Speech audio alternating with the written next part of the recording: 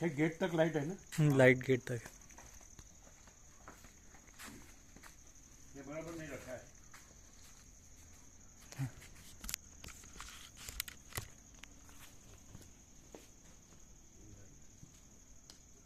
उतावली में सेंटर नहीं, सेंटर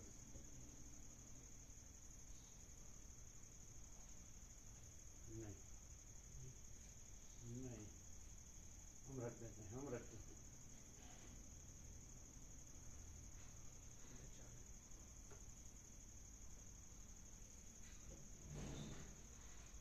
अभी अभी बराबर है कि?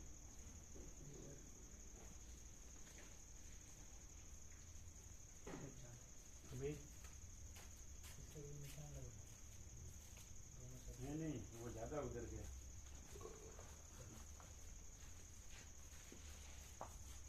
बराबर ये 2 राउंड है ना ये। हाँ।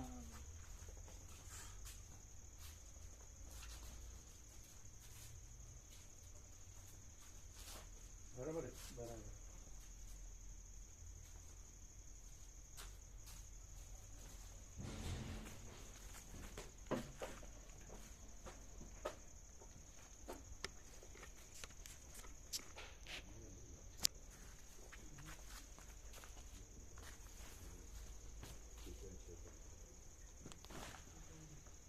लाइट गेट तक है ना?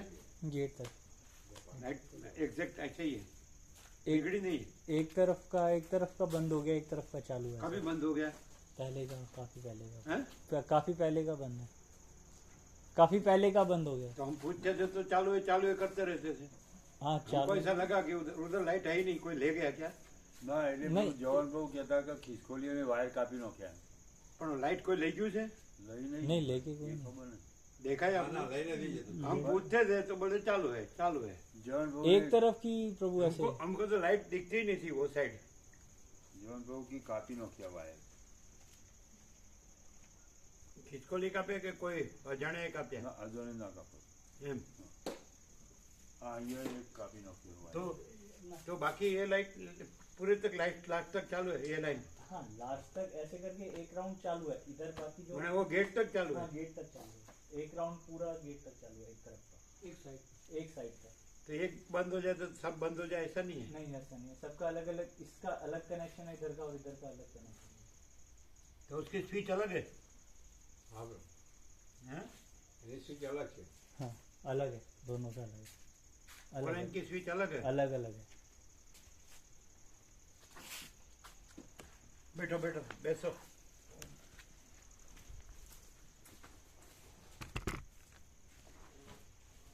हनुमान जी ने एक लाइन तोड़ दी थी। कौन सी? अपना मिलिट्री कैंप, वो बंद है, एक तरफ का बंद है वो, कल एक तरफ चालू है। एक तरफ अच्छा रिपेयर करा देने का वो काका प्रभु आते हैं ना हाँ, रोज। कल बता देंगे इसको। आएंगे तो, नहीं तो नहीं आएंगे तो आएंगे तो बता देना, करा देना। हम बता दें। वायर तो होंगे इधर, बल्ब तो होंगे, खाली वायर ही टूटा हुआ हाँ है। वायर बीच में से टूट गया। तो रिपेयर कर सकते हैं, जॉइंट कर सकते हैं। हाँ हो जाए। उधर का भी वायर ही कटा होगा ना, हाँ कटा वो हुआ भी जॉइंट कर सकते हैं।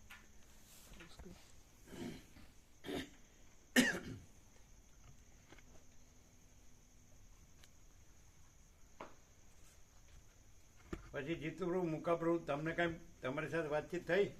કાંઈ નહીં, તમને કાંઈ બોલ્યા? હા, અમને ઘણું કીધું કે પ્રભુના પ્રકાશ જેવો પ્રકાશ ક્યાંય નહીં, અને અને- બીજે ક્યાંય જાઓ ને તો હલવાઈ જ જવાય એમ, બીજે કઈ જાવ તો હલવાઈ જવાય એમ, પ્રક્રિયામાંથી બહાર જ ના નીકળે। એટલે શેમાંથી વાત નીકળી? એમાં જ પોતાની જાતે જ કહેતા હતા, અહીંથી જવાનું મન નથી થતું પણ જઈએ છે એમ, આવી જઈશું વહેલા વહેલા પાછા।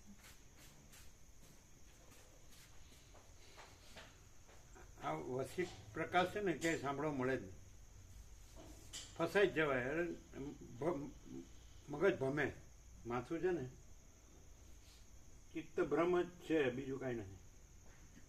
એ કંઈ છે નહીં એવું, ખાલી લેવા દેવા વગરનું।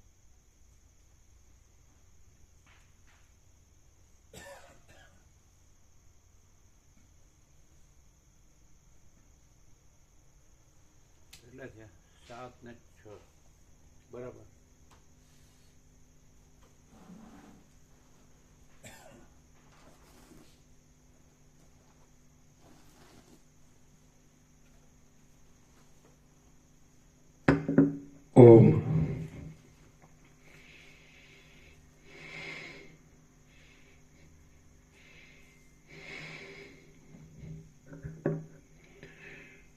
परम चिदाकाश,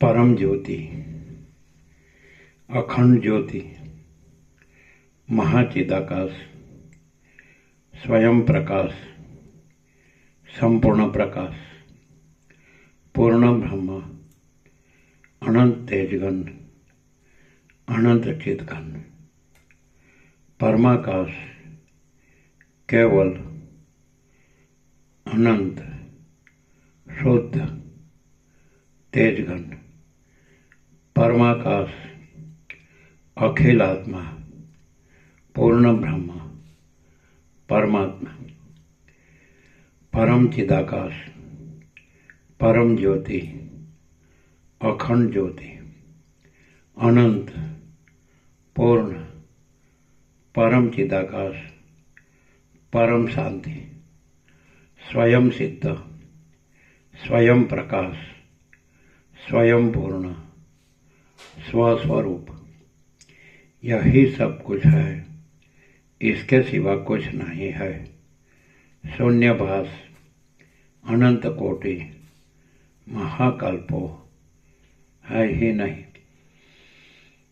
महाचिदाकाश, स्वयं प्रकाश, संपूर्ण प्रकाश, महाचिदाकाश ज्योति, अनंत, अखंड, अभेद, महाचिदाकाश ज्योति, महातत्व, महासामान्य, महाचिदाकाश, स्वसंवेद्य, सहज निर्विकल्प, महाचिदाकाश, परम कैवल्य, परम शांति, परम चिदाकाश, अनंत, पूर्ण, निरपेक्ष सत्य, अनंत, संपूर्ण, अपरिग्रह, निर्भ्रांत, निरपेक्ष, वशिष्ठ राम, निर्वाण उत्तरार्ध, राउंड 40मो राउंड।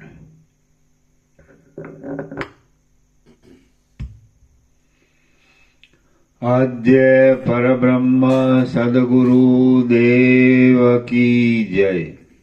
ओम श्री परमात्मने नमः।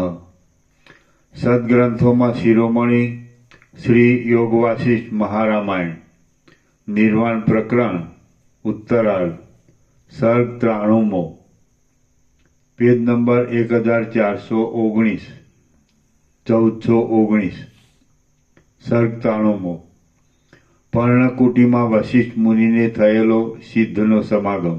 પેલા વિવેક પ્રભુ આવે તેને પ્રસાદ મૂક્યો છે કે નહીં, કે નીકળી જ જાય છે? ના ના આવે છે, અંદર લે છે ખરા. આવે છે ત્યારે પ્રસાદ લે છે? એમની પાસે ટાઈમ હોય એ પ્રમાણે અંદર આવે છે. કોઈ વાર ઉતાવળ હોય તો જતા રહે છે, પણ આવે છે અને લે છે. बाद में आते हैं तो लेते हैं। સવારના નાસ્તામાં આવે છે, સાંજના પ્રસાદમાં આવે છે, હા, લે છે. પ્રસાદ બપોરના પ્રસાદમાં નહીં. સવારે નાસ્તા પ્રસાદ સાંજે આવે. પણ આપણા કીધા વગર આવે છે ને, આવે છે. એને કહેવાનું તમારે નિસંકોચ આવી જ જવાનું, એને કહેવાનું, કારણ કે એને ગાંધીનગર છે ને એટલે અહીંયા થયું હોય ન થયું હોય, એટલે ગાંધીનગરમાંથી રે અહીંથી રે એવું ન થાય, उसको अप डाउन है इसलिए बोल देने का કે એને એમ કહી જ દેવાનું કે તમારે નિસંકોચ લઈ જ લેવાનું, સવારે કે સાંજ જ્યારે આવો ત્યારે, સવાર બપોર સાંજ, કારણ કે ગાંધીનગર રહે છે ને, और अप डाउन है। चलो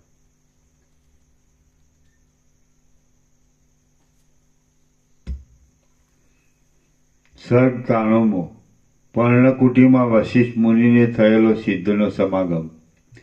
આ 93મા સર્ગમાં વશિષ્ઠજી પોતાની કોટડીમાં ધ્યાનમાં બેઠેલા એક સિદ્ધનું દર્શન કરશે અને પછી તે સિદ્ધ પોતાના વૃત્તાંતનું વર્ણન કરશે।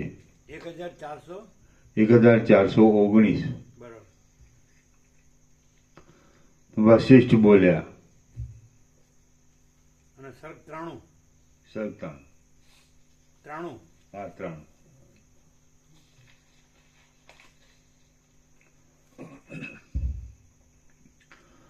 વશિષ્ઠ બોલ્યા। પછી એ કૌતુક જોવાની ઈચ્છાથી હું પ્રયત્નપૂર્વક વિરામ પામ્યો અને આકાશમાં રહેલી મારી પર્ણકુટીમાં પાછો આવ્યો। ત્યાં આવી મેં ચારે બાજુ જોવા માંડ્યું તો કોઈ પણ ઠેકાણે મને મારો પોતાનો દેહ જોવામાં આવ્યો નહીં. ત્યાં તો મેં મારી આગળ માત્ર કોઈ એક સિદ્ધ પુરુષને જ રહેલા જોયા. તે બેઠા હતા, સમાધિનિષ્ઠ હતા અને પરમ પ્રેમરૂપ પરમપદને પામેલા હતા. 12 સૂર્યની પેઠે તે ઉદય પામતા હતા અને ઈંધણાના બળવાથી પ્રજળી રહેલા અગ્નિની પેઠે મહાદેદીપ્યમાન હતા. તે પદ્માસન વાળીને બેઠા હતા, શાંત હતા. સમાધિને લીધે પોતાના પ્રિય વિષયમાં ચિત્ત સ્થિર થઈ જવાથી નિશ્ચળ હતા અને પગની 2 ઘૂંટીની વચમાં તે વૃષણદેહ ધારણ કરી રહ્યા હતા. વિષયોનું ઉલ્લંઘન કરી તે નિર્વિકલ્પ પદમાં રહ્યા હતા. ભસ્મના ત્રિપુંડની રેખા વડે તે સુશોભિત હતા. ગંભીરતાથી તે મનોહર હતા અને સરખા વિસ્તારવાળા ખભાથી રમણીય એવી ડોકથી તે સુંદર દેખાતા હતા. સારી પેઠે સ્થિર અને ઉદાર એવા પરમાત્મામાં વિશ્રાંતિ પામેલા મન વડે તે પ્રસન્ન મુખવાળા હતા અને પોતાના મસ્તકની સ્થિતિથી તે સુંદર દેખાતા હતા. સારી પેઠે સ્થિર અને ઉદાર એવા પરમાત્મામાં વિશ્રાંતિ પામેલા મન વડે તે પ્રસન્ન મુખવાળા હતા અને પોતાના મસ્તકની સ્થિતિથી તે સુંદર દેખાતા હતા. નાભીની પાસે રહેલા પોતાના ઉન્નત એવા 2 હાથની કાંતિથી તે જાણે હૃદય કમળની બહાર નીકળેલા તેજ વડે પ્રકાશિત થઈ રહ્યા હતા. તેમની આંખો પાંપણો સાથે મળી ગઈ હતી અને બાહ્ય ઇન્દ્રિયોના વ્યાપારથી તે રહિત થઈ ગયા હતા. રાત્રિમાં કમળો બીડાઈ જવાથી સૂઈ ગયા જેવા શાંત થઈ રહેલા સરોવરની પેઠે તે શાંત દેખાતા હતા. તે ઉત્પાત વગરના શાંત આકાશની પેઠે ચારે બાજુથી શાંત હતા અને ક્ષોભ વગરના પ્રશાંત હૃદયને ધીર વૃત્તિ વડે ધારણ કરી રહ્યા હતા. તે સમયે હું મારા દેહને દેખતો નહોતો અને પાસે રહેલા સિદ્ધને જ દેખતો હતો. ત્યાં મેં મારા સુંદર ચિત્ત વડે વિચાર કર્યો, આ કોઈ મહાસિદ્ધ પુરુષ છે અને મારી પેઠે જ એકાંતમાં વિશ્રાંતિ મેળવવાની ઈચ્છાથી તે આ દિશાની અંદર આ વિશાળ આકાશના એકાંત ભાગમાં આવી ચડેલ છે. એ મહાસિદ્ધ સત્ય સંકલ્પવાળા છે અને તે હું સમાધિ યોગ્ય એવા એકાંત સ્થળમાં જાઉં એવા વિચારથી અહીં આવેલ છે. તેમણે આ મારી પર્ણકુટી પોતાના ધ્યાન માટે યોગ્ય છે એવા વિચારથી જોયેલી જણાય છે. પછી તેમણે મારે આવવાનો કશો વિચાર કર્યો નહીં હોય. મેં ઘણા લાંબા કાળ સુધી મારા દેહની ઉપેક્ષા કરી હતી એટલે તે શબ જેવો થઈ ગયો હતો. આમ તો એ દેહને અહીંથી ફેંકી દઈ આ પર્ણકુટીમાં સ્થિતિ કરેલ છે. મારું શરીર સ્થૂળ દેહ અહીં નાશ પામી ગયેલ છે તો હું આતિવાહિક સૂક્ષ્મ દેહ વડે મારા પોતાના લોકમાં સપ્તર્ષિ લોકમાં જાઉં એવો નિશ્ચય કરી મેં ત્યાંથી જવાની પ્રવૃત્તિ કરી. તેટલામાં તો મારા સત્ય સંકલ્પનો ક્ષય થઈ જવાથી એ પર્ણકુટી પણ જતી રહી. ત્યાં કેવળ આકાશ જ થઈ રહ્યું અને સમાધિમાં રહેલા એ સિદ્ધ પણ નિરાધાર થઈ જઈ નીચે પડ્યા. જેમ સ્વપ્નમાં થયેલા સંકલ્પ શાંત થઈ જતા સંકલ્પનગર ક્યાંય જતું રહે છે તેમ મારા સંકલ્પની શાંતિ થતાં તે મારી સુંદર પર્ણકુટી પણ ક્યાંય જતી રહી. વળી વાદળામાંથી જેમ જળની વૃષ્ટિ થાય, આકાશમાંથી પવને ફેંકેલો વરસાદ જેમ નીચે પડે અને પ્રલયકાળમાં જેમ ચંદ્રબિંબ નીચે પડે તેમ તે ધ્યાનનિષ્ઠ સિદ્ધ પુરુષ પણ ત્યારે નીચે પડ્યા. જેમ વિમાનમાં બેઠેલો કોઈ પુણ્યવાન પુરુષ પુણ્યનો ક્ષય થતાં નીચે પડે છે, જેમ વૃક્ષનું મૂળ કપાઈ જતાં તે નીચે આવી પડે છે અને જેમ આકાશમાં ફેંકેલો પથ્થર પાછો નીચે આવી પડે તેમ સિદ્ધ મહાત્મા પણ નીચે પડ્યા. હું જ્યાં સુધી અહીં રહું ત્યાં સુધી આ પર્ણકુટી રહો એવો મારો પ્રથમનો સંકલ્પ ક્ષીણ થયો એટલે તે પર્ણકુટી પણ જતી રહી અને પર્ણકુટીનો ક્ષય થતાં તે સિદ્ધ મહાત્મા પણ ક્ષણવારમાં નીચે આવી પડ્યા. આમ એ સિદ્ધ પુરુષ પડવા લાગ્યા એટલે મને તેમની સુજનતા જોવાનું કૌતુક થયું અને હું પણ આતિવાહિક મનોમય દેહ વડે તેમની સાથે આકાશમાંથી પૃથ્વી ઉપર નીચે આવ્યો. જેમ ચક્રીના કુંડાળામાં ભમતું જળ વાયુ વ્યૂહના વલણની સાથે નીચે પેસતું જાય છે, તેમ એ સિદ્ધ મહાત્મા 7 દ્વીપ અને 7 સમુદ્રને અંતે દેવતાઓને રમવાની કાંચનમય પૃથ્વીમાં નીચે પડ્યા.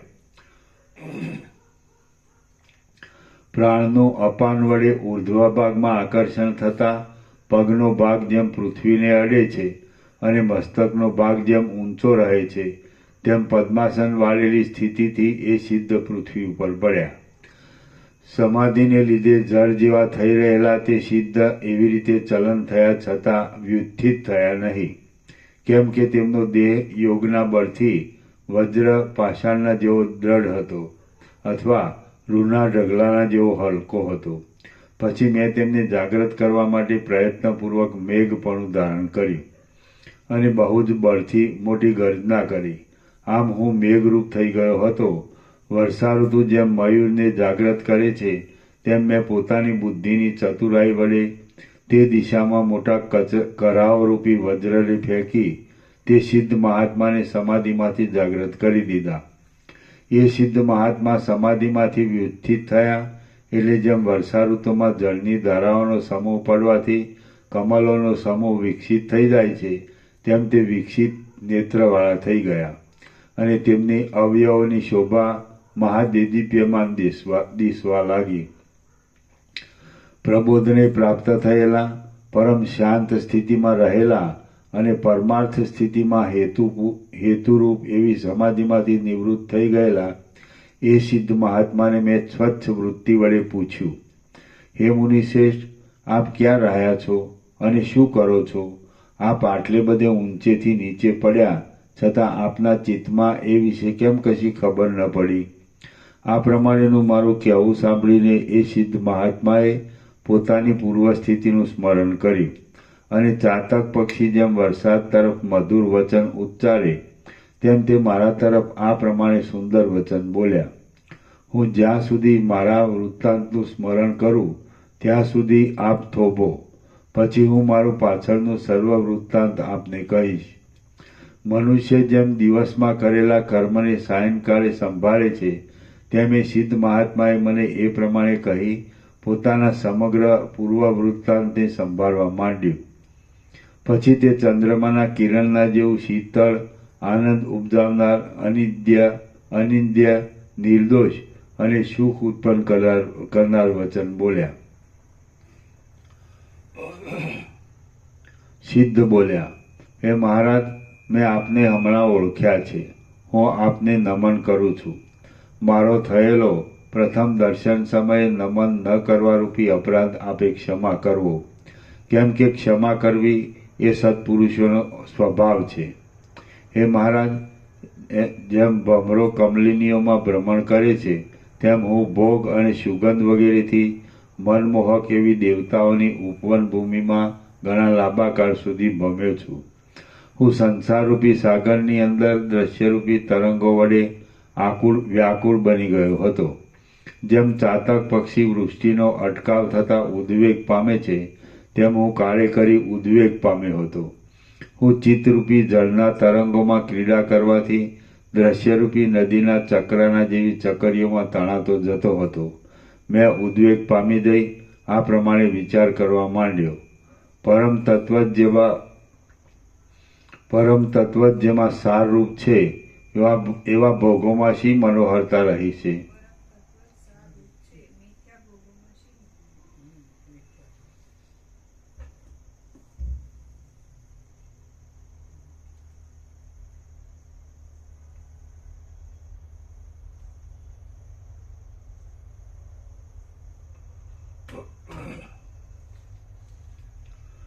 પરમ તત્વ જ સારરૂપ છે, મિથ્યા ભોગોમાં શી મનોહરતા રહી છે? માટે હું ઉદ્વેગ રહિત નિર્વિકાર ચિદાકાશની અંદર જ કેવળ વિશ્રાંત થઈ રહું. આ જગતમાં શબ્દ, સ્પર્શ, રૂપ, રસ અને ગંધ એ 5 વિષયો વિના બીજું કશું દેખાતું નથી. તો પછી એવા પરિચ્છિન્ન અલ્પ સુખમાં હું કેમ રમું? આ સર્વ શબ્દ આદિ વિષય કેવળ ચિદાકાશ રૂપ છે અને ચિન્માત્ર છે. એ ચિદાકાશની અંદર અસત્ય આકારે એટલે મિથ્યા રૂપે દેખાતા શબ્દ આદિ વિષયોમાં હું ઉન્મત્તની પેઠે કેમ આનંદ માનું? ખરું જોતા શબ્દ આદિ વિષયો વિષની પેઠે જ મરણ ઉન્માદ આદિના હેતુરૂપ છે. સ્ત્રીઓ કામને લીધે વિશેષે કરી મોહ ઉત્પન્ન કરનારી છે, અને રાગ માત્ર રસિક પુરુષને પણ વિરસતા ઉપજાવનાર છે. અને રાગ માત્ર રસિક પુરુષને પણ વિરસતા ઉપજાવનાર છે. આ શું મોહ. કીધું આ? કાંઈ સમજાણો નહીં, ઉલટું લખ્યું છે. મોહ સુધારવાનું.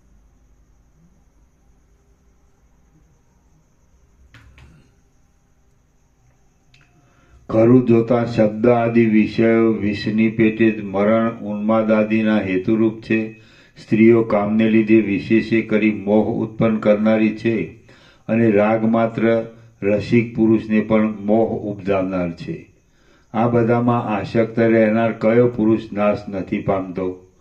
ત્વરિત ગતિવાળી જૂની જરાવસ્થારૂપી મોટી બગલી જીવિતરૂપી શેવાળની અંદર આ મોટી માછલી ભક્ષ્ય માટે મળી છે એમ સમજી શરીરને ગળી જવા ઈચ્છે છે. આ શરીર સમુદ્રમાં ઉત્પન્ન થયેલા પરપોટાની પેઠે ક્ષણવારમાં નાશ પામી જાય તેવું છે.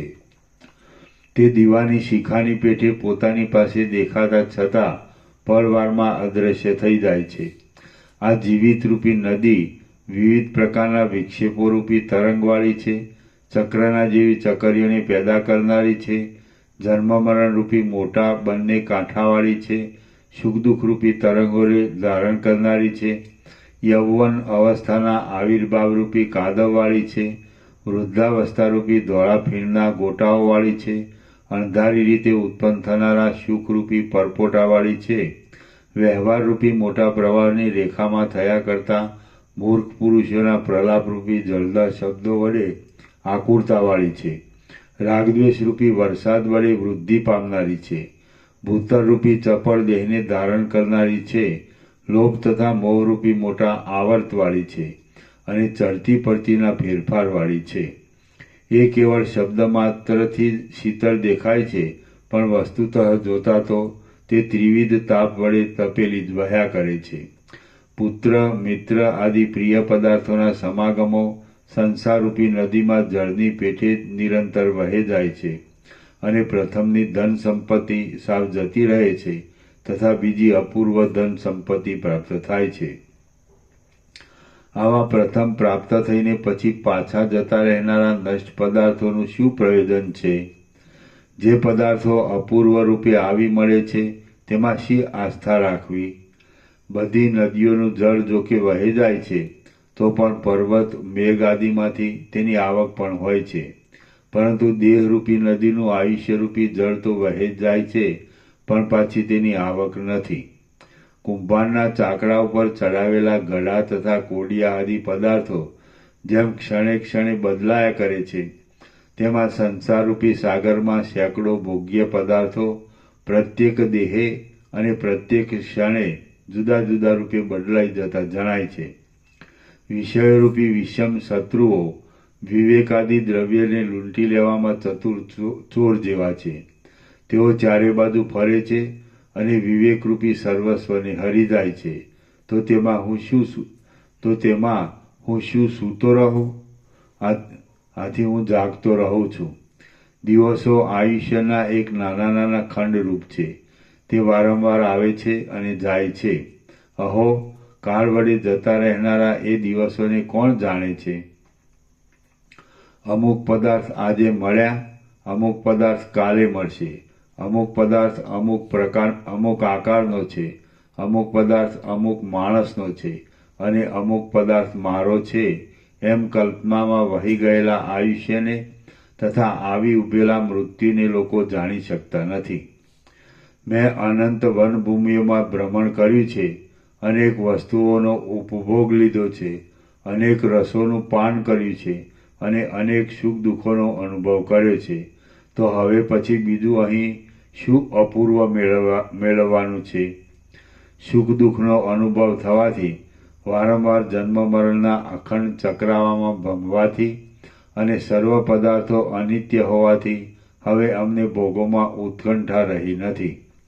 અમે અનેક ભોગોના સમૂહ ભોગવ્યા છે અને અનિત્યતાનો પણ અત્યંત અનુભવ કર્યો છે, પણ અહીં કોઈ પણ સ્થળે અમને અત્યંત વિશ્રાંતિ મળતી જ નથી.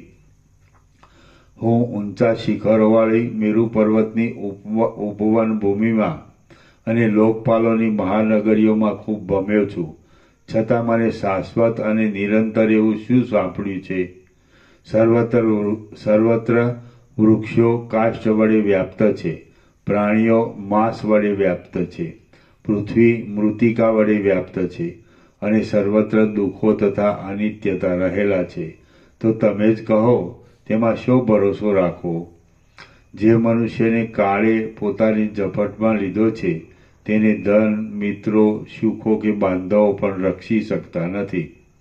માણસો ધૂળના ઢગલાના જેવા અસ્થિર છે.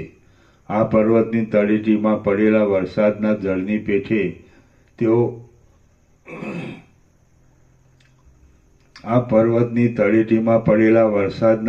પેઠે તેઓ વિષયોની અંદર આસક્ત થઈ જઈ કશો પુરુષાર્થ કર્યા વિના જ મરણ શરણ થાય છે. વિષયો મારા મનને હરી શકતા નથી, તેમ જુદી જુદી જાતની વિભૂતિઓ પણ મને મનોહર લાગતી નથી, કેમ કે આ જીવિત મદોન્મત અંગનાના કટાક્ષપાતના જેવું અતિ ચપળ છે. હે મહારાજ, જ્યાં આજે કે કાલે ક્રૂર કાળ મસ્તક ઉપર પગ મૂકવાને કે આપત્તિ આપવાને તૈયાર થઈ રહ્યો છે, ત્યાં કયા સમયે, કોને, ક્યાંથી અને કયા પ્રકારે આ અનિત્ય પ્રપંચનો ભરોસો બંધાય? શરીર પાંદડાના જેવું ચપળ છે. જીવિતની સ્થિતિ પ્રતિદિન ઘસારાને લીધે જીર્ણ થતી જાય છે. બુદ્ધિ અધીરતા વડે વ્યાપ્ત છે અને રસો નીરસ દેખાય છે. આ આખું આયુષ્ય નીરસ ભોગો અને તેના મનોરથોમાં ચાલ્યું ગયું, પરંતુ ચમત્કાર બતાવે એવો કશો પણ પુરુષાર્થ મારાથી મેળવાયો નથી. હવે આજે મોહ મંદ પડી ગયો છે અને દેહ નિસાર હોવાથી કાંઈ ઉપયોગી દેખાતો નથી. વિષયોમાં અનાસ્થા રાખવી એ જ ઉત્તમ અવસ્થા છે અને જીવિતમાં આસ્થા બાંધવી તે અધમ સ્થિતિ છે. સંપત્તિ આવી મળે ત્યારે બુદ્ધિમાન મનુષ્ય નિરંતર માનવું જોઈએ કે અહો મોહ ઉત્પન્ન કરે એવી વિપત્તિ મારા ઉપર આવી પડી છે, પણ તેને આ સંસારની અંદર બંધાવવું ન જોઈએ. વિધિ અને નિષેધ વ્યવહાર દશામાં સત્ય દેખાતા છતાં પ્રબુદ્ધ દશામાં મિથ્યા જણાય છે. જળ જેમ નીચા ઊંચા પ્રદેશોમાં વહે જાય છે, તેમ મનુષ્યો તે વિધિ નિષેધો વડે પોતાની ઈચ્છા પ્રમાણે દોરાઈ જાય છે. વિષયરૂપી ઝેરી વાયુઓનું ચિત્તરૂપી પુષ્પકળીમાંથી તેના સર્વસ્વરૂપ વિવેકથી સુગંધને હરી લે છે અને મૂર્છાને પેદા કરે છે. માયાના પ્રભાવને લીધે અસત્ય વિષયો સત્યરૂપ દેખાય છે. જેમ આવરણને લીધે સત્ય પરમ તત્વ અવિવેકીઓને અસત ભાસે છે, તેમજ અજ્ઞાનને લીધે અસત્ય વિષયો પણ સત્ય જેવા દેખાય છે. બે કાંઠાના વચલા પ્રદેશમાં પોતાના પ્રવાહને હિંડોળાની પેઠે ઝુલાવતી નદીઓ જેમ સમુદ્ર તરફ ખેંચાય છે, તેમ મનુષ્યોનો સમૂહ વિષયો તરફ ખેંચાય છે. ચિત્તરૂપી બાણ પોતાના મૂળ લક્ષ્યને છોડીને વિષયો તરફ દોડે છે, ને જેમ કૃતજ્ઞ પુરુષો સુહૃદપણાનો સ્પર્શ કરતા નથી, તેમ તે બાણ પાછું ફરીવાર ગુણનો, વિવેક વૈરાગ્ય આદિ ગુણરૂપી પ્રત્યંચાનો સ્પર્શ કરતું નથી. આયુષ્ય એક ઉત્પાદ કરનાર વાયુની પેઠે અનેક જોખમવાળું છે અને તે સ્નેહ વડે બંધનમાં નાખવાથી મહાશત્રુના જેવું છે. બંધુઓ બંધનરૂપ છે અને ધન અંતે નિધન મૃત્યુ લાવે છે. સુખો જ અતિ દુઃખરૂપ છે, સંપત્તિઓ જ પરમ આપત્તિરૂપ છે, ભોગો જ સંસાર સંબંધી મહારોગો છે અને આસક્તિ જ પરમ ઉદ્વેગકારી છે. સર્વ સંપત્તિઓ વિપત્તિમાં નાખનાર છે, સુખ પણ પરિણામે કેવળ દુઃખ જ ઉત્પન્ન કરનાર છે અને જીવિત છેવટ મરણને માટે જ થાય છે. અહો તમે વિચિત્ર માયાનો વિલાસ તો જુઓ. ઇષ્ટ અનિષ્ટ ફળ આપનારા કાળના અનેક ફેરફારોનો, પ્રિય પદાર્થોના વિયોગોનો અને કંઈક સુખનો પણ અનુભવ કરતાં કરતાં માણસ ગરડા થઈ જાય છે. વિષયનો ઉપભોગ આપનારા ભોગો સર્પોની ફણાઓ જેવા જ છે, કેમ કે તેમનો જરા સરખો સ્પર્શ થતાં જ તે તરત કરડી પડે છે અને વળી તેઓ પ્રતિક્ષણ નાશને પ્રાપ્ત થતા પણ દેખાય છે. પ્રયત્ન વિના જ સ્વતઃ સિદ્ધ હોવાથી પ્રાપ્ત થઈ શકે એવા પરમપદની પ્રાપ્તિથી રહિત, છેવટ પરિણામે ક્ષય પામનારા આકારને ધારણ કરી રહેલ વિકરાળ અને કષ્ટકારક કર્મો વડે આખું આયુષ્ય વ્યર્થ ચાલ્યું જાય છે. બંધનમાં બંધાઈ ગયેલા વનના હાથીઓની જેમ ભોગોની આશાથી, તૃષ્ણાથી બંધાઈ ગયેલા અવિવેકી પુરુષોને પગલે પગલે અપમાન મળે છે. સંપત્તિઓ અને સ્ત્રીઓ તરંગોના ઉછાળાઓના જેવી ક્ષણભંગુર છે, તો કયો વિવેકી પુરુષ સર્પની ફણાઓરૂપી છત્રની છાયાના જેવી ક્ષણિક એવી સ્ત્રી સંપત્તિ આદિમાં આનંદ માને? મનોહર એવા વિષયો ભલે હો અને મનોહર એવી વિભૂતિઓ પણ ભલે હો, પરંતુ જીવિત મદોન્મત્ત સ્ત્રીના કટાક્ષપાતના જેવું ક્ષણભંગુર છે. જેઓ ઉપરથી રમણીય દેખાતા અને પરિણામે અત્યંત નીરસ એવા વિષયોમાં રમે છે, તેઓ છેવટ નરકમાં પડે છે. ધન તો દ્વંદ્વના દોષો, ક્ષુધા, પીપાસા, શીત, ઉષ્ણ આદિ ધન તો દ્વંદ્વના દોષો વડે વ્યાપ્ત છે, દુસ્સાધ્ય છે, અસ્થિર છે અને તે અવિવેકી પુરુષોને સેવવા યોગ્ય છે. તેમનાથી કોઈ દિવસ પણ મને સંતોષ થતો નથી. લક્ષ્મી માત્ર ઉપરથી જ મધુર દેખાય છે, પરિણામે દુઃખ પેદા કરનાર છે અને ક્ષણિક વિલાસવાળી છે. કેવળ મોહ જ પેદા કરે છે. દુષ્ટ પુરુષોની મિત્રતાની પેઠે ધન આદિના સંબંધો ઉપરથી રમણીય લાગે છે. સંબંધ વડે પ્રસાર પામે છે, વિપત્તિ પેદા કરે છે અને ઘણે કષ્ટે તે માંડ સંપાદન કરી શકાય છે. યૌવનની શોભા શરદ ઋતુના વાદળાની છાયાના જેવી ચંચળ છે. વિષયો ઉપરથી આરંભમાં રમણીય દેખાય છે, પણ પરિણામે પરિતાપ ઉપજાવે છે.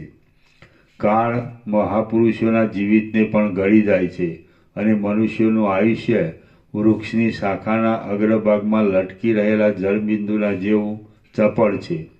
વૃદ્ધાવસ્થા પ્રાપ્ત થતાં કેશ ધોળા થઈ જાય છે અને દાંત પણ જીર્ણ થઈ જાય છે.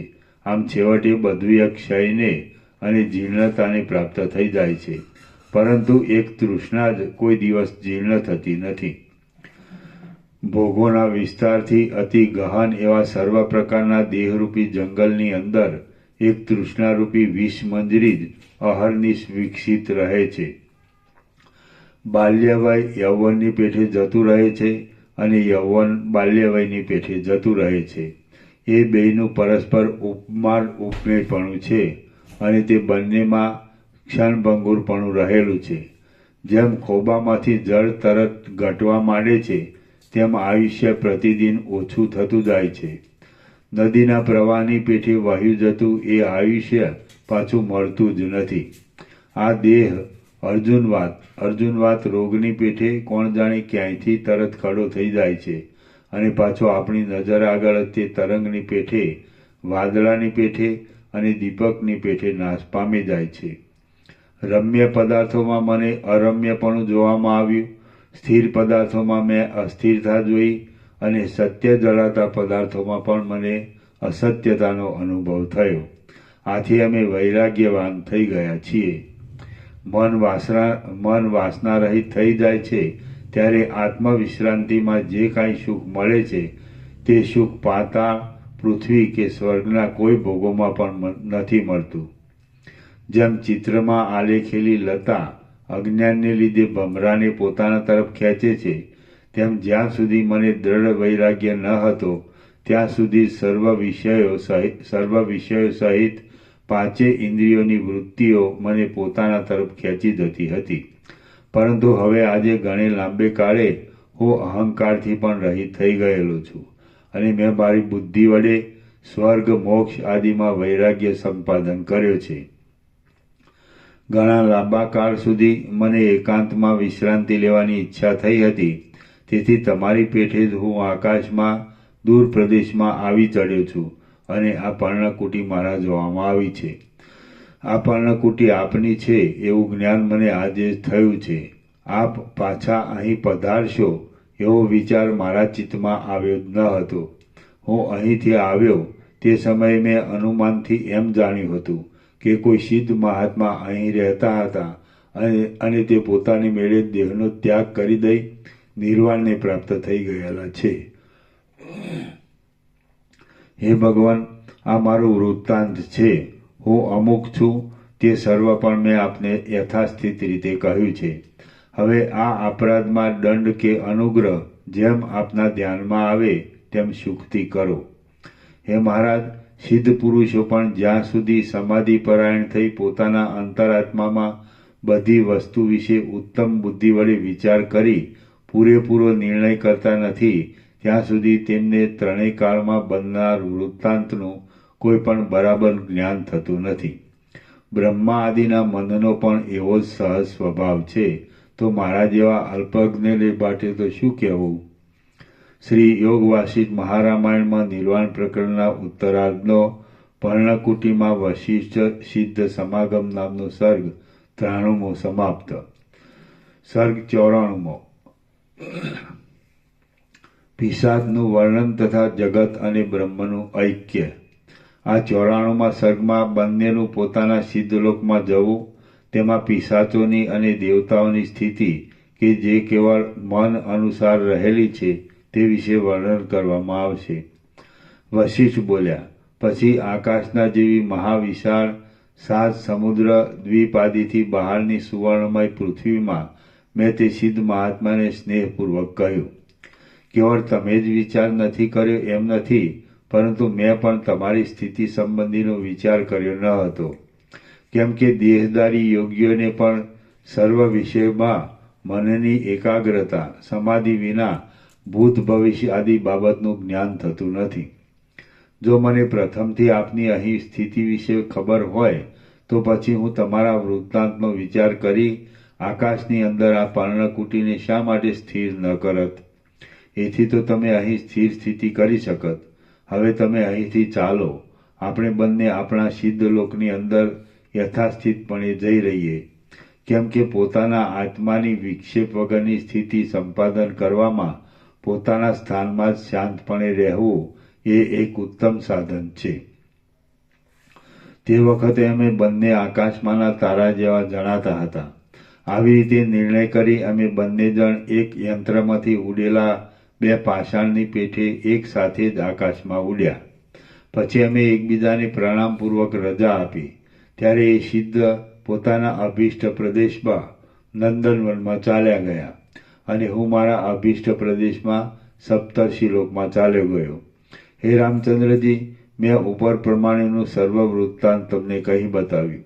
તમે આ સંસારની આશ્ચર્યભરી વિચિત્રતા તો જુઓ. રામ બોલ્યા, આપનો આ પાર્થિવ દેહ તો રજરૂપ થઈ જઈ અણુરૂપ થઈ ગયો હશે, તે પછી આપે કયા દેહ વડે સિદ્ધલોકમાં ભ્રમણ કર્યું? વશિષ્ઠ બોલ્યા, હું જગતરૂપી ઘરની અંદર સિદ્ધ પુરુષોની સેનામાં અને લોકપાલોની નગરીઓમાં ભમતો હતો. મને એ સમયનું વૃત્તાંત સાંભળ્યું તે તમે સાંભળો. હું સ્થૂલ દેહથી રહિત હતો અને આતિવાહિક સૂક્ષ્મ દેહ વડે યુક્ત હતો. હું જો કે ઇન્દ્રના નગરમાં ગયો હતો, પણ ત્યાં મને કોઈએ દીઠો નહીં. હે રામચંદ્રજી, તે સમયે હું આકાશની પેઠે નિરાકાર થઈ રહ્યો હતો. અરે, આધાર કે આધેય એ કશું ત્યાં હતું નહીં. હું તો ચિદાકાશ વડે સત્તાવાળા મનરૂપ જ થઈ ગયો હતો. તમારા જેવા સ્થૂળદર્શીવાળાઓને હું ગ્રહિતા રૂપે, ગ્રહણ કરનાર તરીકે કે ગ્રાહ્ય રૂપે જણાતો ન હતો. તેમજ મારામાં દેશકાળ આદિનું પણ કોઈ ઠેકાણે પરિવર્તન થતું ન હતું. હું મનના મનરૂપે જ રહ્યો હતો. પૃથ્વી આદિ સ્થૂળ આકારથી રહિત જ હતો અને તેને લીધે જ હું પદાર્થોનો કશો અવરોધ કરતો ન હતો. મારો આકાર સંકલ્પ પુરુષના જેવો હતો. મને પદાર્થોના સમૂહો કાંઈ પણ પ્રતિબંધ કરી શકતા ન હતા. હું પોતે પોતાના અનુભવને જોયા કરતો હતો અને મારી પેઠે જ મનોમય રૂપે રહેલા પુરુષો સાથે હું વ્યવહાર કરતો હતો. આ બાબતમાં સ્વપ્નમાં થતા અનુભવો દ્રષ્ટાંતરૂપ છે. બાકી જે પોતાના અનુભવને પણ ન માને તેવાઓ સાથે તમારે વધારે તકરાર કરવાની કાંઈ જરૂર નથી. જેમ સ્વપ્નમાં ગતિ કરનાર મનુષ્ય સ્વપ્નની અંદર મનોમય દેહે ઘરમાં વ્યવહાર કરતો હોય તો પણ તે બીજાની સેવામાં આવતો નથી. તેમ હું આકાશમાં રહેલા દેવતાઓની સાથે રહ્યો હતો, છતાં તેમણે મને દીઠો નહીં. હું બીજા પાર્થિવ શરીરવાળાઓને દેખતો હતો, પરંતુ હું આતિવાહિક સૂક્ષ્મ દેહે રહ્યો હતો અને મને કોઈ પણ દેખતું ન હતું. રામ બોલ્યા, તમે સ્થૂળ દેહના અભાવને લીધે જ્યારે આકાશના જેવા નિરાકાર હતા ત્યારે સુવર્ણમય ભૂમિમાં આપને સિદ્ધ મહાત્માએ શી રીતે દીઠા? વશિષ્ઠ બોલ્યા, અસ્મદાદી જ્ઞાન વડે અને યોગ વડે સિદ્ધ અસ્મદાદી પુરુષો સત્ય સંકલ્પને લીધે પોતાના સંકલ્પને આધારે કલ્પાયેલા પદાર્થોને દેખે છે, પણ જે પોતાના સંકલ્પ વડે કલ્પાયેલા નથી તેને નથી દેખતા. પુરુષ જ્ઞાન યોગ આદિ વડે શુદ્ધ આત્માવાળો હોય છે, છતાં લૌકિક વ્યવહારોમાં નિમગ્ન થઈ જવાથી તે ક્ષણવારમાં પોતાના આતિવાહિક સૂક્ષ્મ સ્વરૂપને ભૂલી જાય છે. મને આ સિદ્ધ મહાત્મા ભલે દેખો એવા મારા મનમાં સંકલ્પ થયો, તેથી મારા સત્ય સંકલ્પને લીધે તેણે મને દીઠો. આમ હું તે સિદ્ધના સંકલ્પના વિષયરૂપ થઈ રહ્યો હતો. બીજા સામાન્ય જીવો ભેદભાવના દ્રઢપણાને લીધે સત્ય સંકલ્પ હોઈ શકતા નથી, પણ એ સિદ્ધ મહાત્મા તો ભેદભાવના બાધિત થઈ જવાથી સત્ય સંકલ્પ હતા. કદાચિત બંને સિદ્ધ પુરુષ હોય અને તેમનું ઈચ્છિત પરસ્પર વિરુદ્ધ હોય તો તેમાં જેના આત્મજ્ઞાનની નિર્મળતાનું અધિકપણું હોય તથા જેનો પુરુષ પ્રયત્ન પ્રબળ હોય તે જય મેળવે છે. હું સિદ્ધોની સેનામાં અને લોકપાલોની નગરીઓમાં ભમતો હતો અને વ્યવહારોના સમુદાય વડે મને મારું આતિવાહિક સૂક્ષ્મપણું ભૂલાઈ ગયું હતું. ત્યારે હું મહાવિશાળ આકાશની અંદર બીજાઓની સાથે વ્યવહાર કરવા લાગ્યો, છતાં મને ચંચળને કોઈ પણ દેખતું ન હતું. હે નિર્મળ રામચંદ્રજી, હું જોકે દેવલોકમાં અત્યંત શબ્દ કરતો હતો, પણ સ્વપ્ન પુરુષની પેઠે મારો શબ્દ કોઈના પણ સાંભળવામાં આવતો ન હતો. મારો દેહ કેવળ મનોમય જ હતો, તેથી જો હું કોઈને હસ્ત આદિનો અવલંબ આપવા ધારું તો પણ તે હસ્ત આદિ બીજાના અવલંબન રૂપ થઈ શકે નહીં. આમ હે રામચંદ્રજી, હું આકાશના એક પિશાચ રૂપ હતો અને મેં દેવલોકની અંદરના પિશાચપણાનો અનુભવ કર્યો હતો. રામ બોલ્યા, આ લોકમાં પિશાચો કેવા આકારે રહે છે? તેઓ કયા સ્થાનમાં રહે છે? તેઓ કેવી જાતિના, કેવા આકારના, કેવા અંતઃકરણના અને કેવા હોય છે? વશિષ્ઠ બોલ્યા, આ લોકમાં કઈ જાતના પિશાચો હોય છે તે હું કહી બતાવીશ, તમે તે સાંભળો. જે માણસ પ્રસંગ પ્રાપ્ત વચન બોલતો નથી તે સભ્ય સભામાં બેસવા યોગ્ય ગણાતો નથી. કેટલાક પિશાચો આકાશના જેવા અને મનોમય સૂક્ષ્મ દેહવાળા હોય છે. તેઓ પોતાના મન વડે સ્વપ્નની પેઠે કલ્પી લીધેલા હાથ પગ આદિ અવયવો વડે યુક્ત હોય છે. તેઓ તમારી પેઠે જ પોતાના આકારને દેખે છે. એ પિશાચો બીજા મનુષ્યમાં ભ્રમ ઉત્પન્ન કરનારી અને ભય ઉપજાવનારી પોતાની છાયા વડે, પ્રતિબિંબ વડે બીજાના ચિત્તમાં પ્રવેશ કરે છે, એટલે તદ્રુપ જેવા બની જાય છે. તેઓ મનુષ્યના દુઃખ ભોગોનો આપનાર કાલ, કર્મ, વાસના વગેરે નાના પ્રકારની ભ્રાંતિ, ચેષ્ટા આદિ આકારે પેદા કરે છે. વખતે તેઓ મનુષ્યને મારી નાખે છે. વખતે અલ્પસત્વ અને અલ્પબળવાળા મનુષ્યની રુધિર આદિ ધાતુઓને ચૂસી લે છે. વખતે તેમના બળને અને સત્વને હરી લે છે અને વખતે ચિત્તને દબાવી જીવોની હિંસા પણ કરે છે. કેટલાક પિશાચો આકાશના જેવા હોય છે, કેટલાક પિશાચો ઝાકળના જેવા હોય છે, કેટલાક સ્વપ્નનગરના જેવા આકારવાળા હોય છે અને કેટલાક સાકાર છતાં આકાશના જેવા નિરાકાર જ હોય છે. કેટલાક પિશાચોનો આકાર વાદળાના જેવો હોય છે, કેટલાક તો પવનરૂપી દેહવાળા હોય છે અને કેટલાક તો ભ્રમરૂપે જ દેખાતા હોય છે. એ બધાયનું વાસ્તવ રૂપ જોઈએ તો તે બુદ્ધિમય અને મનોમય જ છે.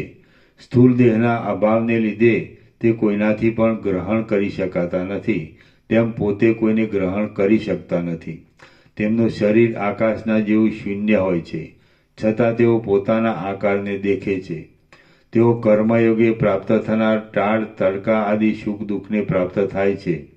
તેઓ બહારના જળ આદિ પદાર્થોને પીવાને કે અન્ન આદિ જમવાને અર્થાત પોતાની મરજી પ્રમાણે લેવું દેવું ઇત્યાદિ વ્યવહાર કરવાને સમર્થ થઈ શકતા નથી. તેઓ ઈચ્છા, દ્વેષ, ભય, ક્રોધ, લોભ, મોહ વગેરેથી યુક્ત હોય છે અને મંત્ર, ઔષધ, તપ, દાન, ધૈર્ય તથા ધર્મ વડે તેમને વશ કરી શકાય છે. સત્વાવસ્તંભ નામના એક જાતના યોગ ધારણના ભેદથી મનુષ્યના સત્વનો અવષ્ટભ એટલે અટકાવ કરી શકાય છે. તે વડે યંત્ર વડે અને કોઈ સિદ્ધ કરેલા મંત્ર વડે કોઈક સ્થળે અને કોઈક સમયે કેટલાક પુરુષો તે પિશાચને વશ કરી લઈ સેવા આદિમાં જોડી દે છે અને દેખે પણ છે. પિશાચોની યોનિ એક દેવ યોનિ છે. તેથી કેટલાક તો દેવોના જેવા ઐશ્વર્યવાળા હોય છે, કેટલાક તો મનુષ્યના જેવા લક્ષ્મીવાળા લાગે છે અને કેટલાક તો સર્પના જેવા હોય છે. વળી કેટલાક કૂતરા, શિયાળ આદિના જેવા હોય છે. કેટલાક ગામમાં તથા જંગલમાં રહે છે. કેટલાક કૃત્રિમ નાની નાની નદીઓમાં, કચરો નાખવાના સ્થાનોમાં, ઉકરડામાં તથા શેરીઓમાં રહે છે અને કેટલાક નરકના જેવા અપવિત્ર પ્રદેશમાં વસે છે.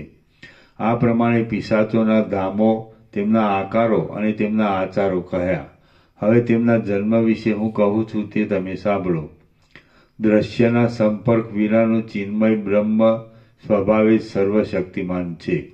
તે દ્રશ્યને કલ્પી લઈને પોતાને અમુક પરિચ્છિન્ન રૂપે સમજે છે અને તેવા જ રૂપે થઈ રહે છે. આ જ જીવરૂપ છે એમ તમે સમજો. એ જીવ અભિમાન વડે પ્રૌઢપણાને પ્રાપ્ત થાય છે ત્યારે અહંકારના નામથી ઓળખાય છે. એ અહંકાર પુષ્ટ થાય છે ત્યારે મનના નામથી કહેવાય છે. આમ તત્વવેત્તાઓનું સમજવું છે. એ મનરૂપ જીવ જ સમષ્ટિ રૂપે બ્રહ્મા કહેવાય છે અને તેનું સ્વરૂપ સંકલ્પરૂપ અથવા આકાશરૂપ જ છે. અસત્ય જગતનું બીજ પણ અસત્ય જ છે અને વસ્તુતઃ જોતા તે નિરાકાર છે. આમ મન જ સમષ્ટિ રૂપે બ્રહ્મા કહેવાય છે.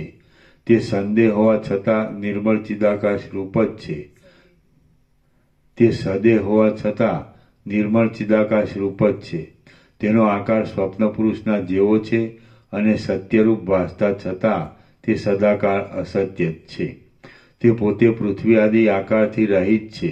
તેનો દેહ આતિવાહિક સૂક્ષ્મ છે, કેમ કે આકાશની અંદર રહેનાર સંકલ્પનો પાર્થિવ પૃથ્વી આદિ સંબંધી આકાર ક્યાંથી જ હોય. જેમ તમારું મન પોતે આકાશમાં કલ્પી લીધેલા નગરને દેખે છે, તેમ એ સમષ્ટિનું મન પણ પોતાનામાં કલ્પી લીધેલા વિરંચીપણાનો અનુભવ કરે છે. એ સત્ય સંકલ્પ વિરંચી બ્રહ્મા જેવી જેવી કલ્પના કરે છે તેવું તેવું પોતે દેખે છે અને અનુભવે છે. તો પછી ચિદ્રૂપ જીવ જ્ઞાન શક્તિને લીધે શા માટે ન દેખે કે ન અનુભવે? બ્રહ્મા વસ્તુતઃ જોતા શૂન્ય રૂપ જ છે. તે બ્રહ્મા ચિદાકાશની અંદર શૂન્ય એવા જે કાંઈ બ્રહ્માંડને જુએ છે તે આ જગત કહેવાય છે. બ્રહ્મ જ બ્રહ્મની અંદર પોતાના સ્વરૂપમાં વિવર્ત ભાવે તેવા રૂપે થઈ રહેલ છે. ઘણા કાળની એક ભાવનાને લીધે જગતનો દ્રઢ પ્રતિભાસ થઈ રહ્યો છે અને તે ઘણા લાંબા કાળના સ્વપ્નના જેવું સુંદર તથા ઘટ જોવામાં આવે છે.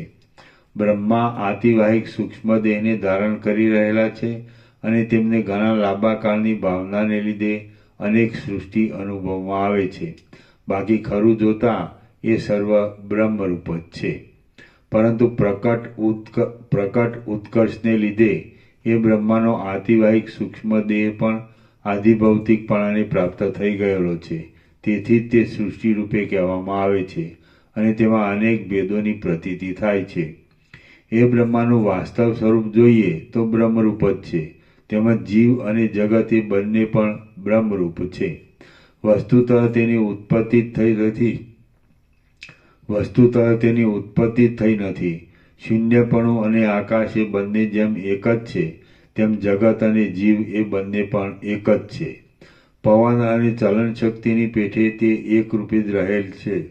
તમે જેમ તમારા મિથ્યા એવા સંકલ્પ પુરુષને સત્ય લેખો છો, તેમ એ બ્રહ્મા પણ પોતાના દેહને પંચ મહાભૂત રૂપ સમજે છે. બાકી એ દેહ સાવ મિથ્યા જ છે અને વાસ્તવ નથી.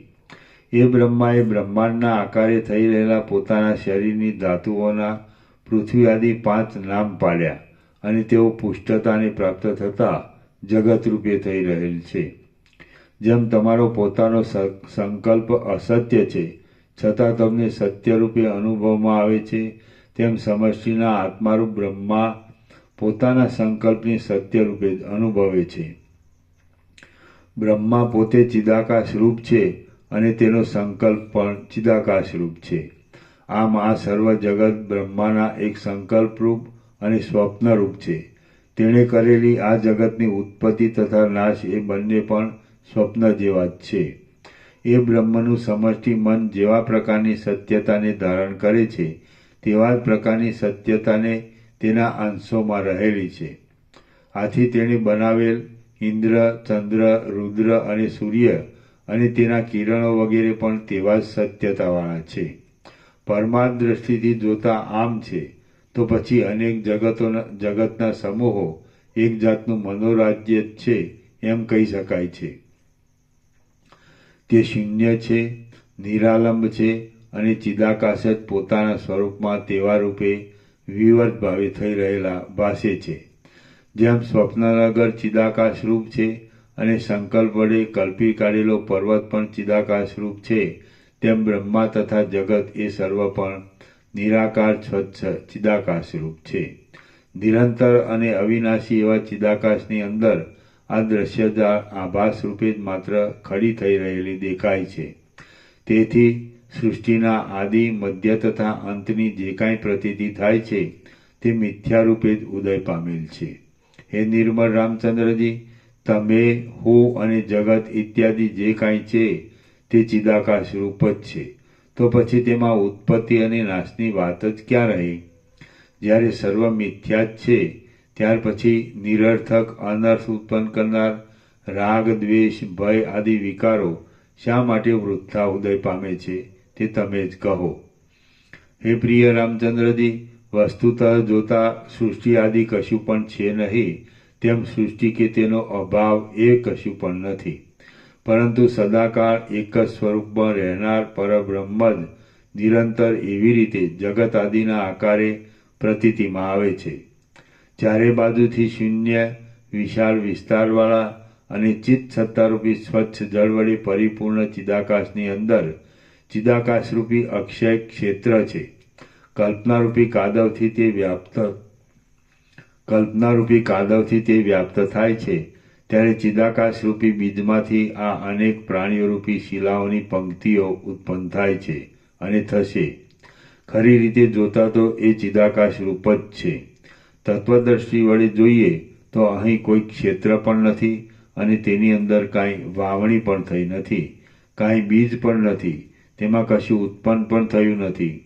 અધ્યારોપ દ્રષ્ટિથી જોઈએ તો સર્વ રહેલું છે. એક ક્ષેત્રની અંદર જે શિલાઓની પંક્તિઓ પુષ્ટપણે રૂઢ થઈ રહી છે તે દેવ આદિ જાતિ છે. જે અત્યંત કાંતિ વડે રત્નરૂપે બહુ ઉજ્જવળતાથી દીપી નીકળે છે તે દેવર્ષિ આદિની જાતિરૂપ છે.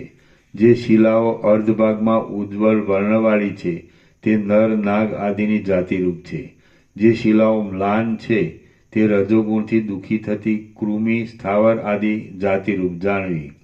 જે શિલાઓ તોલમાં બહુ ભારે છે, જે કાંતિ, પ્રકાશ આદિ ફળથી રહિત છે, જે શૂન્ય આકારવાળી છે, જે ક્ષય વડે ઘસારાવાળી છે અને જે સ્થૂળ શરીર વિનાની છતાં સ્થૂળ શરીરવાળી પણ થઈ જાય છે, તે પિશાચ આદિની જાતિ સમજવી. કોઈ પણ જણ કોઈ પણ ઠેકાણે સંકલ્પ કરનારા વિધાતાની ઈચ્છાનો ફેરફાર કરી શકતો નથી. કોઈ પણ જણ કોઈ પણ ઠેકાણે સંકલ્પ કરનારા વિધાતાની ઈચ્છાનો ફેરફાર કરી શકતો નથી. એટલે વિરંચીની ઈચ્છા જ એવી અનેક જાતિ રૂપે ઉદય પામી રહી છે. એ સર્વ પ્રાણીઓની જાતિ ચિદાકાશ રૂપ જ છે, આતિવાહિક સૂક્ષ્મ દેહવાળી છે અને પૃથ્વી આદિ સ્થૂળ ભાવથી રહિત છે. પરંતુ જેમ ઘણા લાંબા કાળના અનુભવથી સ્વપ્નમાં જાગ્રત દશાની પ્રતીતિ થાય છે, તેમ તે ઘણા કાળના લાંબા અભ્યાસને લીધે પોતાનામાં આધિભૌતિકપણાને કલ્પી લે છે. પિશાચ આદિ પણ એવી જ રીતે આતિવાહિક સૂક્ષ્મ દેહવાળા છે, છતાં ઘણા કાળના લાંબા અભ્યાસથી તે પોતાનામાં આધિભૌતિકપણાને એટલે સ્થૂળ ભાવને કલ્પી લે છે. તેઓ પોતાના સંસારમાં વિહાર કરે છે અને પોતાની યોનિમાં ભોગવાતા ભોગો વડે તેઓ પ્રસન્ન ચિત્ત રહે છે. જેમ ગામડાના માણસો ગામડાના માણસોને દેખે છે, તેમ તેમાંની કેટલીક જાતિ તો પરસ્પર એકબીજાને દેખે છે. પ્રાણીઓની આ સર્વ જાતિઓ જાણે સ્વપ્નરૂપી એક લોકમાં રહેતી હોય તેવી છે. ઘણા મનુષ્યો જુદા જુદા રૂપે પોતાને આવેલા અનેક સ્વપ્નોમાં અનેક લોકોને રચે છે, પણ તેઓ પરસ્પરને જોઈ શકતા નથી. તેમ કેટલીક પિશાચ જાતિઓ પણ અન્યોન્ય એકબીજાને દેખી શકતી નથી અને નાના પ્રકારના આકારવાળી હોય છે. જેવી રીતે જગતની અંદર પિશાચ આદિ નીચ જાતિઓ રહેલ છે, તેવી જ રીતે બીજી કુંભાણ, યક્ષ, પ્રેત આદિ જાતિઓ પણ ઘણું કરીને રહેલ છે. જેમ જ્યાં નીચાણ હોય ત્યાં જ જળ રહે છે, તેમ જ્યાં પિશાચ આદિ હોય ત્યાં જ તમ, અંધકાર, તમોગુણ, અજ્ઞાન રહે છે. મધ્યાહને પણ જે આંગણામાં પિશાચ રહે તેમાં અંધકાર જ રહેલો દેખાય છે. એ અંધકારને સૂર્ય ટાળી શકતો નથી અને પિશાચ સિવાય બીજો કોઈ તેને દેખી કે અનુભવી શકતો નથી. અહો, માયાનો કેવો પ્રભાવ છે એ તો તમે જુઓ. જેમ અગ્નિ, સૂર્ય, ચંદ્ર વગેરેનું સ્વાભાવિક તેજોમય મંડળ છે, તેમ પિશાચ આદિનું સ્વાભાવિક તામસ અંધકારમય મંડળ છે. ગોવળની પેઠે પિશાચ આદિ પણ તેજમાં નિર્બળ થઈ જાય છે અને અંધકારમાં બળવાન હોય છે. આ આશ્ચર્ય તેમાં સ્વાભાવિક રીતે જ રહેલ છે. હું દેવતાઓના અને લોકપાલોના લોકની અંદર એક પિશાચ જેવો થયો હતો. તેથી પ્રસંગને લીધે મેં પિશાચ યોનિમાં ઉત્પન્ન થયેલા જીવની જાતિ વિશે તમને કહી સંભળાવ્યું છે અને તે પણ સમયને અનુસરીને જ કહ્યું છે. શ્રી યોગવાસિષ્ઠ મહારામાયણમાં નિર્વાણ પ્રકરણના ઉત્તરાર્ધનો પિશાચ વર્ણન પ્રસંગ જગત બ્રહ્મણોૈક્ય પ્રતિપાદન નામનો સર્ગ 94મો સમાપ્ત.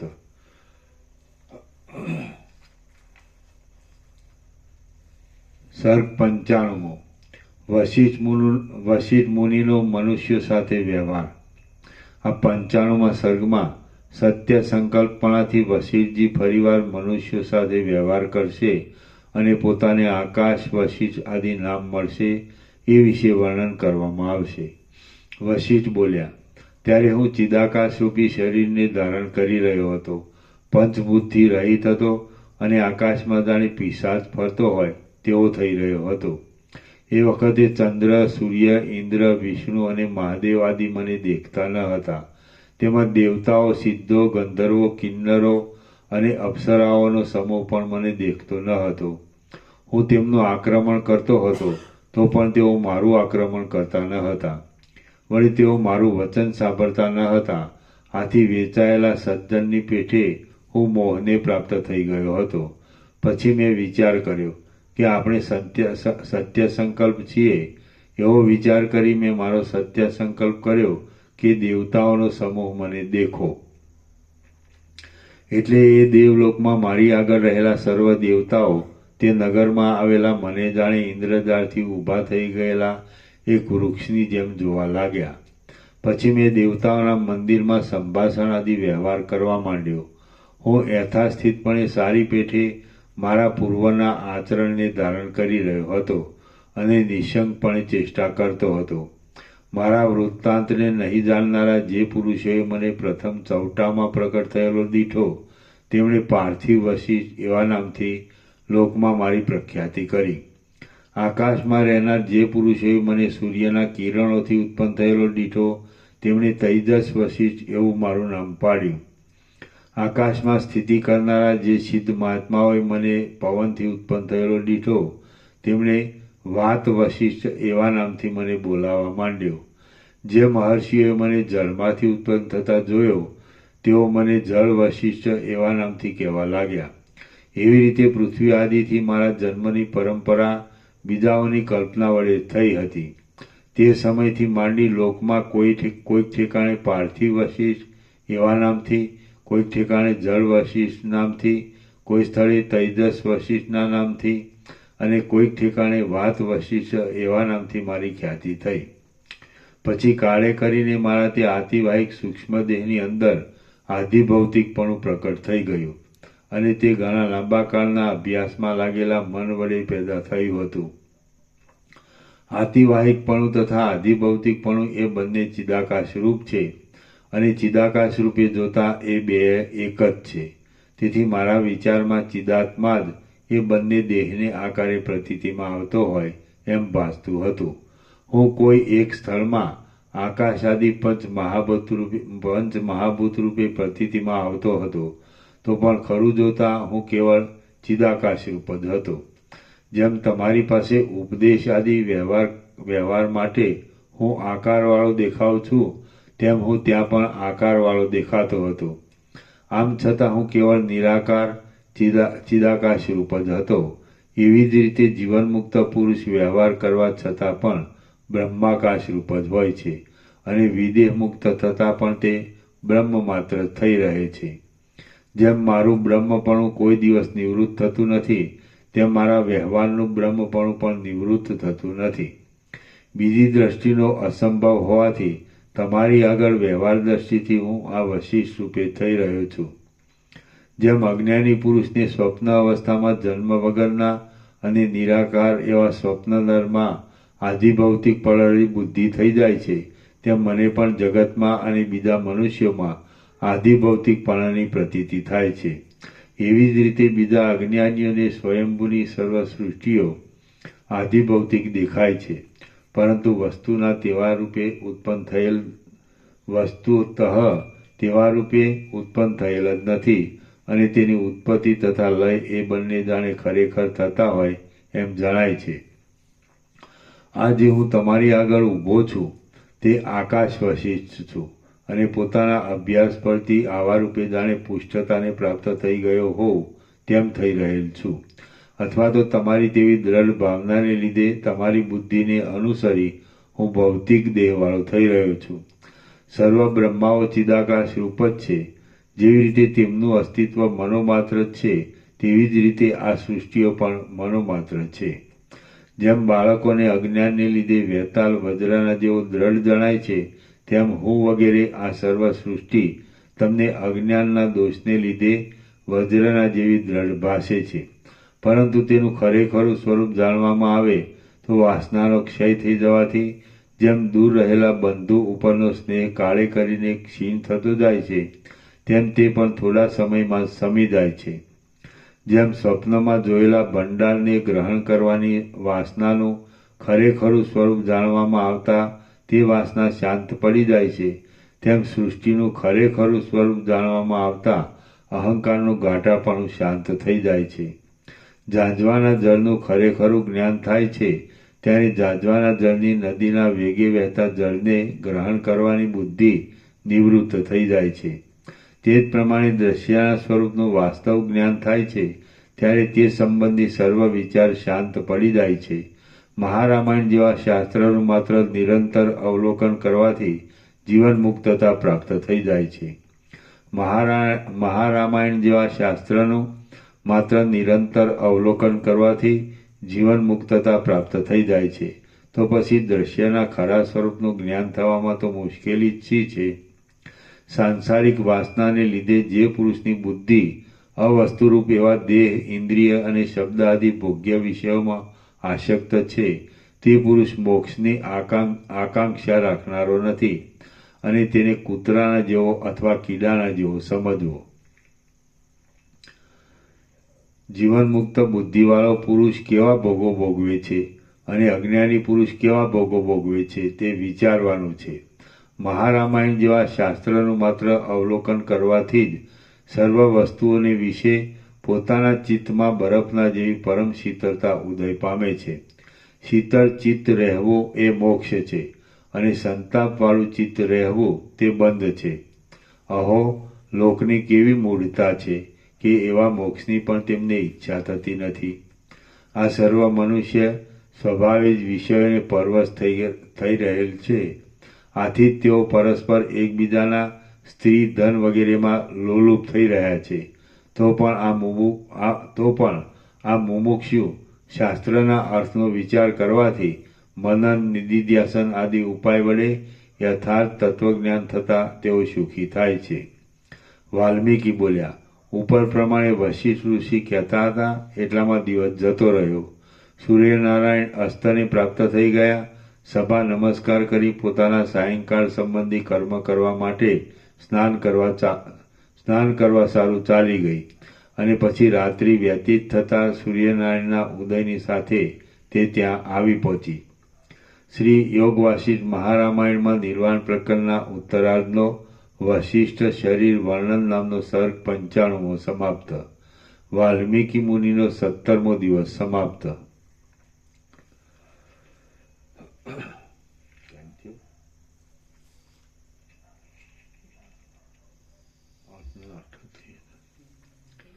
વાલ્મીકી મુનિનો 17મો દિવસ સમાપ્ત. સર્ગ 96મો. થઈ ગયો ને? હા, પૂર્ણ થઈ ગયો ને? સર્ગ પૂરો થઈ ગયો. આ તો બરોબર છે, ટાઈમ થઈ ગયો. ઓમ ઓમ ઓમ. પાના નંબર 1431. 1431. બરાબર, 1431 બરાબર. પ્રસાદ આપી દો. 17મો સમાપ્ત. 17મો દિવસ સમાપ્ત. હા, 17મો દિવસ. વાલ્મીકી મુનિનો 17મો દિવસ સમાપ્ત. આ ઘનશ્યામ પ્રમાણે નવા યોગ વાસિષ્ઠ પ્રિન્ટિંગ કરીને આવે છે. એક સેટ લઈ લો. એક લેવો છે કે કેટલા?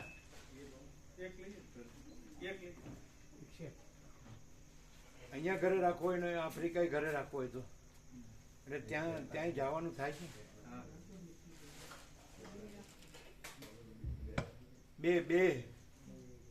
બે સેટ રાખો.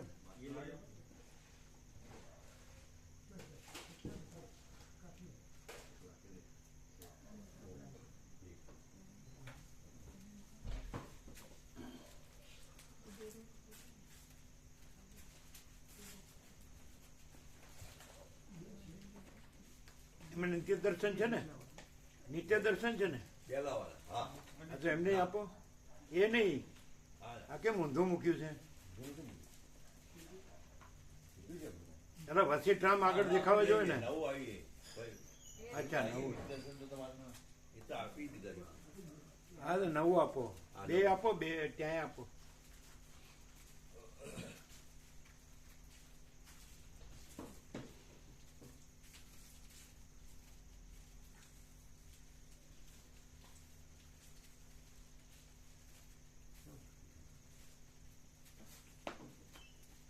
બે સેટ પેલી પ્લાસ્ટિકની મોટી કોથળીમાં આપજો, અલગ અલગ.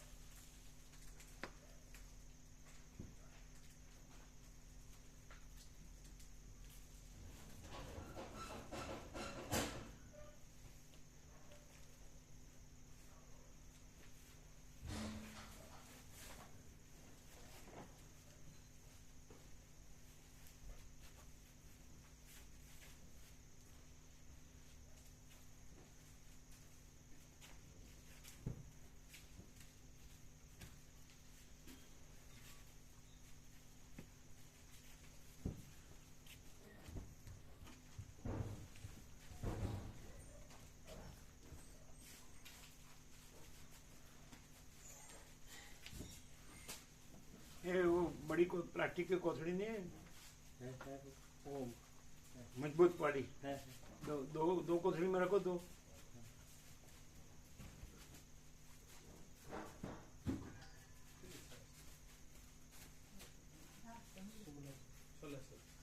પ્રસાદ લેવાનો છે ને? ના પ્રસાદ લઈને લઈને આવ્યા? હા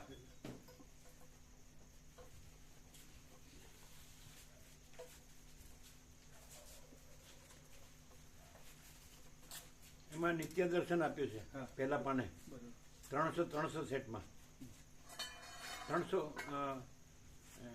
1500 એક એટલે 1500 પહેલો ભાગ ને 1500 બીજો ભાગ, 300 ભાગમાં પહેલા પાનામાં નિત્ય દર્શન આપ્યું છે. બરોબર જોઈ લો હા બંને ભાગમાં.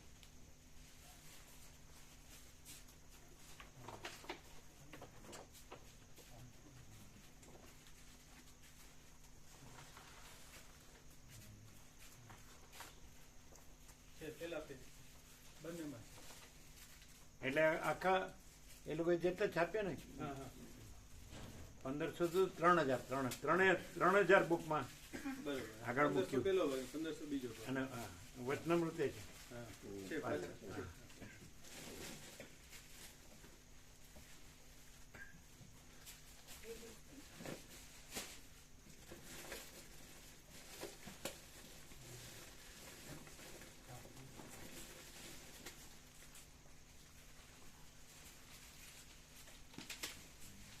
એ જો પેલા જોજો એલા પેલો બીજો ડબલ નો હોય. જુઓ हाँ देखा प्रभु, देख के लाए આપ દેખા हाँ देखा बराबर है हाँ बराबर 1 2 वन तो खाली एक ही बुक ऐसी थी, हाँ एक बुक ऐसे नहीं ओनली वन. एक वो कैसे हुआ? हाँ થાય તો પછી ઘણી નો बहुतों को नहीं होनी चाहिए, एक ही को कैसे हुआ? लेकिन अपने तो बराबर ही है ना, खाली छापने में दो हुआ. छापने में ही दो हुआ, बाकी तो वो एक में से ही था। बराबर, तो बदलने की जरूरत नहीं. नहीं दो।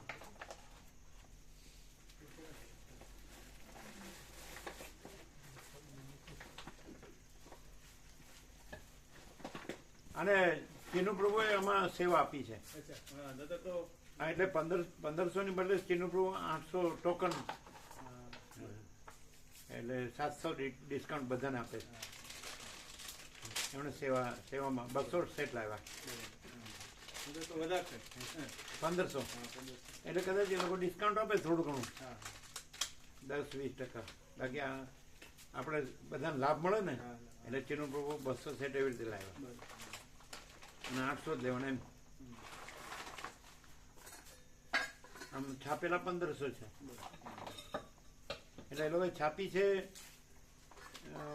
1500 જ છાપી છે. બરોબર નહીં 1500 છાપી છે ને કેટલી? હા 1500 સેટ 1500 સેટ. એટલે 3000 કોપી થાય ને, હા બંને તો 1500 3000 માં પહેલે પણ નિત્ય દર્શન મૂક્યું બરોબર એ લોકો મૂકી છે. હા.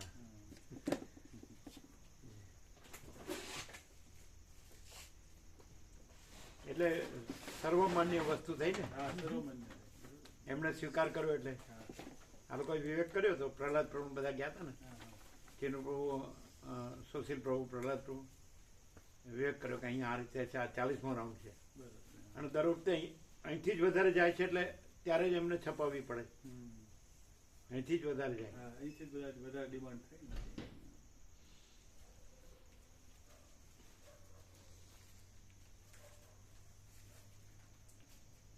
હા સર, બે લખી લે, બે છે. હા લખ્યા.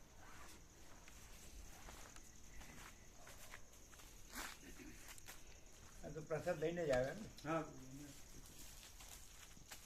નહીં તો અહીંયા તો હોય જ છે કેમ. હા હોય છે ને હોય છે